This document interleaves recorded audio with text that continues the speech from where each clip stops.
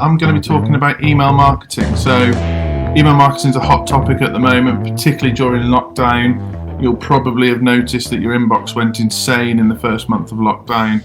We're not going to be talking about that kind of email marketing. That's the kind that makes my blood boil. So the sort of email marketing I'm going to be talking about: prospects funnels, sales emails, newsletters, weekly newsletters, monthly newsletters, emails that might have proposals in, so things you wouldn't even consider to be email marketing when actually you are marketing your business. So that might be, I'm sure you've had this example before, we've had this before, where someone says, oh, I didn't even realise you do that.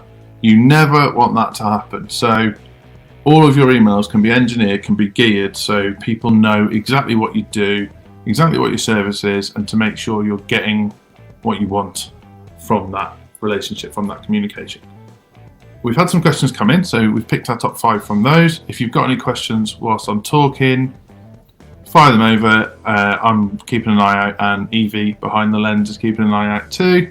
Happy to answer any questions you've got. I'll do my best and we'll go from there. So I thought I'd start with a little story. So we're working with a relatively successful brand at the moment, and they don't do any email marketing.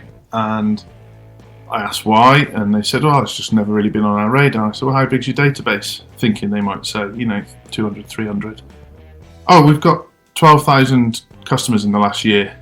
And I said, and you're not sending an email newsletter? And no, is the answer. They weren't sending an email newsletter. Now, I was desperate to show them what an email newsletter could do for them and why. So we put together a newsletter around their brand and around Father's Day, and we sent it out. And obviously an email newsletter doesn't really cost you anything as long as you know how to put it together. And because this was linked to their store, we could monitor exactly how many sales they got from that newsletter. Now, it wouldn't be fair to say the figure, but let's just say it was significant. So the email newsletter went out, and within 24 hours, their sales have gone up significantly. So why wouldn't you do it? And obviously they were kicking themselves because for 2 or 3 years, they've been sat on thousands of email addresses and never actioned it. And in one email, which obviously quite well written, nice images, really well put together, but they got thousands of pounds worth of orders off the back of one email. So it just goes to show the power of email marketing if it's done well. If it's done badly, it can really dramatically impact your business. So you've got to look at it from the perspective of what's the message you're trying to share? Are you adding value to that person's inbox? And if you're not, is it just going to damage your brand? So I'll go through the questions we've been asked. If anything comes up whilst I'm talking, if I think of anything else, I'll let you know, and let's go. So, question number 1 from Mitch T. Thanks for your question, Mitch. What's the best time of day to send out a marketing email for a B2B business? So, there's a few things to think about here, and obviously this will lead into what you should do with a B2C business as well. But my logic on this, and this knits into any of the data you'll look at from online, is think about when people are at their desks and when they may or may not be procrastinating. So if you send a blanket email campaign and it's B2B on a Monday morning, chances are nobody's going to read it. It's going to go straight in the bin because people are catching up on their emails from the weekend. They're thinking about their week ahead. They've probably got their Monday morning catch-up meetings in the office. They might be loading their van, whatever it is. Monday mornings are not going to hit right. Same goes for Friday afternoon, and I would say avoid Fridays in general because chances are Friday's the least productive day of the week. Friday afternoon, people are thinking more about what they're going to have for tea than they are what they're doing. And if you send them a B2B email about what a fantastic service you offer, chances are, I'll have a look at that next week. Monday comes, Monday morning meeting, gone, forgotten. So, Mitch, to answer your question, I'd say 11 a.m. in the morning, 10 a.m. in the morning, the kind of the peak times for sending out an email B2B. But I would also say do that Tuesday through Thursday. Avoid Mondays, avoid Fridays. If you've got a B2B thing that's a bit quirky and a bit different, you might get away with a Sunday night because you kind of springing into people's mind when they're starting to think about work, and they might take that into their Monday morning meeting. So some of that kind of logic can be played. And then B2C, I know you haven't asked about B2C, but might as well cover it whilst I'm here. Evenings are really good. So between 7 p.m. and 9 p.m, most people are on their phones at this time of day, more likely to take action. Again, avoid Fridays because that's kind of peak traffic when people are getting hammered, and also when people are literally getting hammered, so they're probably going to the pub more than they are reading their emails. So, and then weekends depends on what you are. So if you're retail, weekends can be quite good because you can get that people in their shopping habit. But if you're more of like a service-based industry, weekends, don't expect people to actually pay any attention to their emails properly on a weekend. And you'll see this. I don't know if any of you follow Hot UK Deals or anything like that, but they send a daily email, and usually later on in the day, with all their latest deals on. And depending on the day of the week, depends on the type of deals that are in it. So on a Saturday, very often there's a lot of deals around kind of garden stuff. Where midweek on a Wednesday, it might be electricals and fashion. So that's the kind of logic there. And then again, the timings are really important. So B2B, I'd say 10 a.m, 11 a.m, Tuesday through Thursday. B2C, look for evenings and think about how you're talking to your audience and when and where they'll be looking at their emails and likely to engage with them. Nice one, Mitch. So, next question, I'll just dig that out. Julia, can you use GIFs/emojis in marketing emails? It really depends on your brand and the kind of messaging you're trying to get across. So obviously if you're a funeral home, I don't think GIFs and emojis are going to be your best bet. Evie's laughing behind the lens. Hi, Joel and Andy here. Thanks for listening to our podcast. We're loving sharing our marketing tips with you. If you'd like to kickstart your marketing, why not jump on a discovery call? Simply visit codebreak.co.uk and apply there. Hopefully speak to you soon. Take care.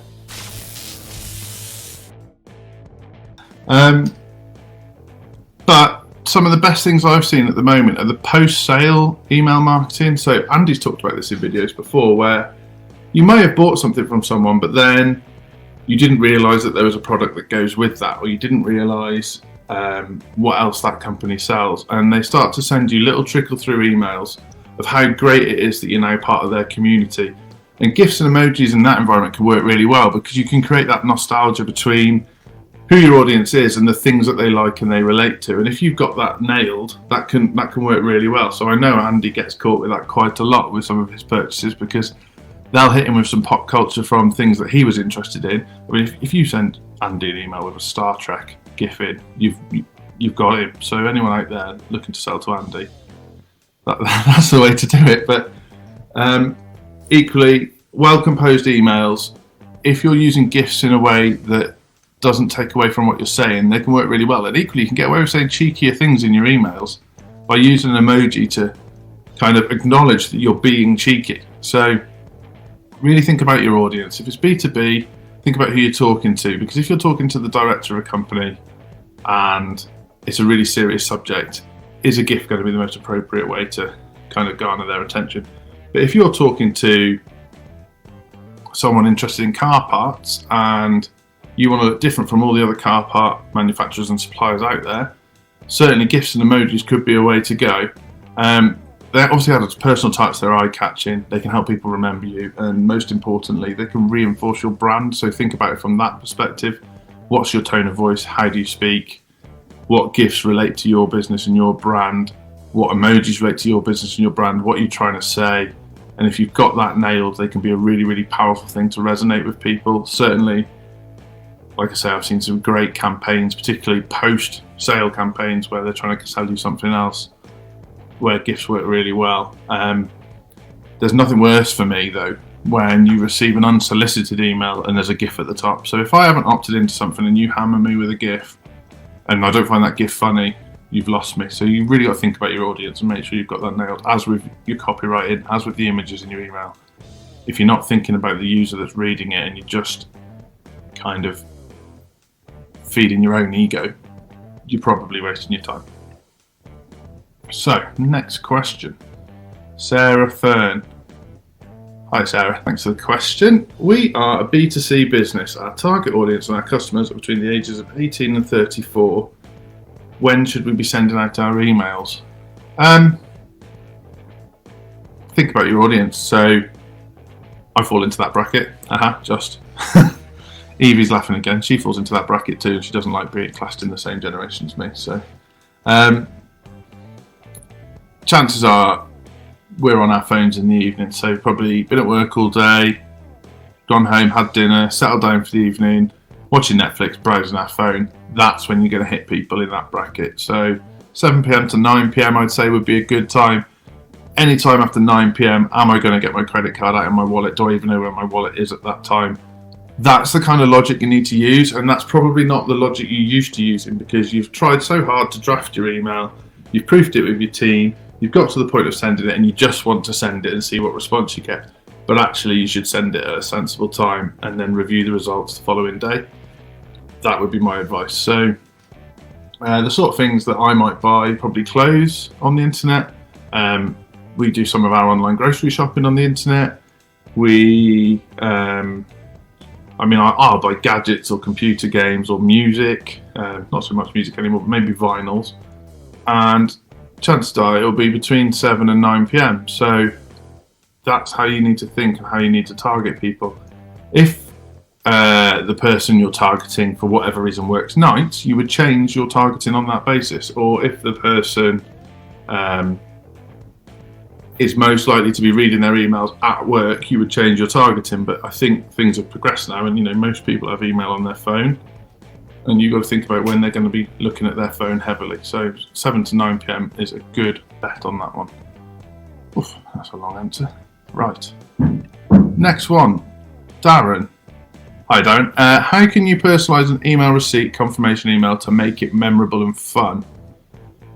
Okay, so I touched on this before, but if you think about what response and what emotion you want to create in the person receiving the receipt or confirmation. So if they've booked a trip to your campsite, what's exciting about that trip? What is it that they did? So it might be you've got a campsite on the edge of a cliff in the mountains, it's beautiful. So maybe send them a picture of the vista and say, oh, can't wait to share this with you, something like that. Or it might be that they've completed a challenge on your website and you send a celebratory gift. Or it could be that they've made a purchase that is going to be life-changing for them. So you send like a meme that really kind of reinforces that message of how transformational this is going to be. Or maybe you've given them something that's going to empower them to do whatever it might be. So you send a superhero gif or a superhero meme. It kind of depends on the style of your company. Or maybe someone's bought something that's going to improve the safety of whatever they're doing. So maybe some like barbecue gloves, and you send something to them to give them reassurance that their purchase is actually going to make life better for them. So maybe the example of someone using a different brand of barbecue gloves versus yours, and how theirs are all melted and horrible and yours can hold hot coals like no tomorrow. So that's kind of the logic. Think about exactly what emotion you want to elicit from the person getting that receipt to reinforce that they've made a good purchase, that they've made the right decision. And think about as well, in that email trail, giving them the opportunity to leave you a review, because you must believe in your product or service to be selling it, and you can use your email trail to guide people to review your product and therefore sell more because you've got more reviews. So that's the logic you need to take with that, Darren. Hope that kind of helps. Hey everybody, it's Fergus and Jen here. We actually recently noticed that not all of you who are listening to this podcast are actually subscribed. So why don't you click on the subscribe button so you don't miss out? Enjoy the rest of the podcast. I guess the other side of it is you need to think about customer remorse. So if you're anything like me, people who are shopping in the evening, maybe they're shopping because they're bored, maybe they're shopping because they've seen a good deal, maybe it's just been payday and the money's burning a hole in their pocket.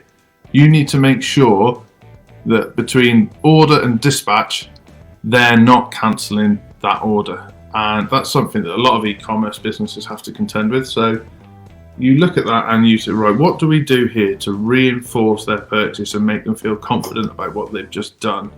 Or what is it that you're doing that's extra? So something I saw that I think is absolutely brilliant was a wine company in America that sent, when you ordered a bottle of wine, they sent you a second one to give to a friend. And immediately when you get that confirmation receipt to say, oh, and by the way, we're sending you a second one to give to a family member or friend, imagine how kind of reinforced your viewpoint would be that was a good purchase. You wouldn't dare cancel that order and say, oh, it was an accident, I want my money back. So that's where you need to be with that. And I think you can achieve that with GIFs, you can achieve it with memes, you can achieve it with emojis, you could achieve it with language, or you can achieve it with pictures or video. And if you sell something super expensive, which more and more online shops now do sell really expensive things, what you could do is send a personalised message to say thank you for your purchase to the person that's bought it, because obviously you've got the margins in your business to do that. Imagine receiving an email receipt with a message personally to you about what a great decision you've made and talking you through the benefits of the decision you've just made. That would be unbelievable compared to the service you get from most companies. So I think something really worth thinking about. Right, and the last question on my list. Ashley, how often should you send marketing emails to your client list? So frequency is something that we get asked about a lot, and it really varies depending on your industry, depending on what you're trying to achieve, and depending on what type of email marketing you're doing. So I'll talk you through what we do, and you'll see that there's various different things going on. So we have an email called Marketing Monday that anybody can sign up to. And every week we send out a fairly solid marketing tip on that email that people can action. So what I mean is it's a practical marketing tip that will help pretty much any business that reads it. So that goes out every week, once a week, to that list. We've got a separate list which will have some of those Marketing Monday people on too. That's our prospects funnel. So anyone that's kind of put their hands up and said they're interested in working with our business, but perhaps hasn't bought from us yet. Now in that funnel, we have a series of emails over 90 days, and they're quite high frequency to start with, whilst we're getting to know the person and they're getting to know us. And then the frequency drops off a little bit so that we don't become annoying. And all of those emails will have various marketing tips, various bits and bobs about what we've been up to, maybe some case studies, and that drips out as well. And then separately to that again, we have emails that go out on an ad hoc basis when we've got news and views to share, when we've got events coming up, anything like that. So you've really got a range of different things going on and touch points with your business. Now, I found at the beginning of lockdown that some businesses were emailing me multiple times a day, and I think that was damaging to their brands because, one, I'm not sure I'd signed up to all of those email lists, which is number one error in email marketing, and two, if I'm not opening those emails, why are you sending me more? You just keep sending me. That's not the way to get into my inbox to get me to open your emails. So you need to think about your frequency in terms of timing, what you're trying to achieve, who you want to read it, when you want them to read it, and go from there. I've seen 90-day email campaigns with literally 90 emails in. I've seen 90-day email campaigns with 10 emails in. So think about who you're talking to, how busy their inbox is, how valuable the information you're sharing is, because much like social media, if you're not kind of informing, entertaining, or educating, you're probably wasting people's reading time and they'll begin to resent it. And go from there. You probably want to establish whether you're going to do like a monthly newsletter, a weekly newsletter, whether you've got a prospect funnel, whether you're doing both, whether you're going to do some ad hoc as well, what your subscribers have actually signed up for, and therefore how you deal with them and how you filter them into various lists, and then you'll be in a good place. And we're through all 5. So just to touch base on the points I made, if you're B2B, email around 10 a.m, 11 a.m, Tuesday through Thursday. Don't bother with Mondays, don't bother with Fridays, weekends, like I say, unless you've got something really quirky that you can do on a Sunday night to hit people before their Monday morning meetings. Don't bother. B2C, between 7 and 9 p.m. in the evenings. Weekends okay for retail, but you might struggle if you're in any other industry. GIFs and emojis and email marketing, again, completely depends on your tone of voice, what kind of business you are, who you're talking to, but think about how they help resonate with people and how they help reinforce your message.